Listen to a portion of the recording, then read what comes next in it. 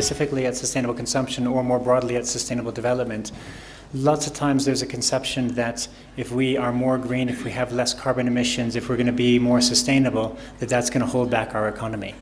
And there's certain examples where that can be the case. If we have, the restrictions are too onerous or too harsh on businesses and they can't grow because they're going to have to, have a fire to burn something and make a manufacturing process, we don't want to stop that from happening. I think the important thing is that we keep track of what we're doing, that we have a government that engages with us, and I think we do have that here, but that engages with us on what are our ambitions, what are they doing, what are we doing, and how are we tracking what we're doing.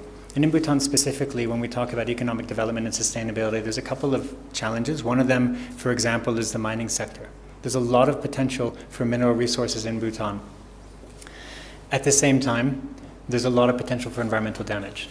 And if you look at what our laws say right now, the laws in Bhutan say that we have to have an environmental assessment survey done for every single time we open up something, and we need to have inspections on those sites. And then if we look at what happens in reality, there's not enough people to do those inspections, so they don't get done. Once you get all your paperwork done and you open up your mine, chances are that nobody's ever going to come and look at it. I've spoken to people who live in areas where there's mining, and they say, you look at the rivers, and it's just not the same. So does that mean that we shouldn't mine at all? Not at all. Does it mean that we should be very careful about how we do it and we should enforce the rules that we have? Yes. There are mines in the world that are clean. Maybe not perfectly clean, but much cleaner than some of the ones we have here. There are cement factories that use, some of the best technology. So one of the things that Bhutan has the opportunity to do, especially for a lot of these types of heavy industries, we're inviting in foreigners to invest in this country. Well, let's invite in the greenest ones. Let's invite in the cleanest ones and say, okay, you can invest in Bhutan, but we want you to use this as a demonstration to the world how clean and how green and how good you can be. And if they're doing that, then we can create jobs, we can create economic growth, and we can actually still take care of our environment and preserve this beautiful place that we have. It's not perfect, but it's tough. So, when you talk about sustainable consumption, you mainly talk about the environmental impacts, but how about then social or even cultural impacts? For example, you talk about mines, so workers' rights in mines, and what's the impact on people? No, it's a very good question. Sometimes there's even less transparency on the social impacts than there are on the environmental ones.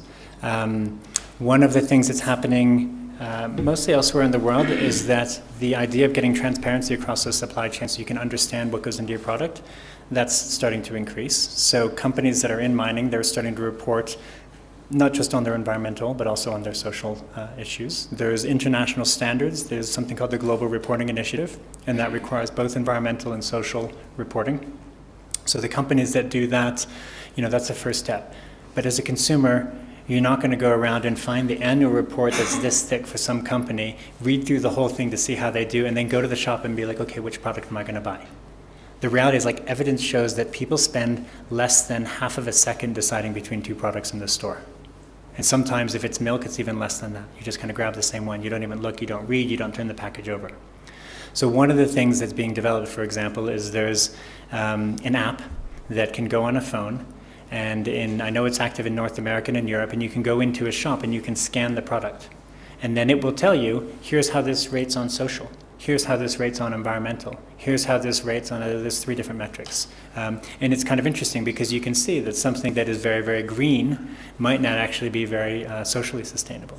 It might be that it's, it's all recycled and stuff like that, but if they're doing it in bad labor conditions. So I think that sustainable consumption does have that element to it, and we have to be aware of that. And as consumers, the best we can do is ask questions.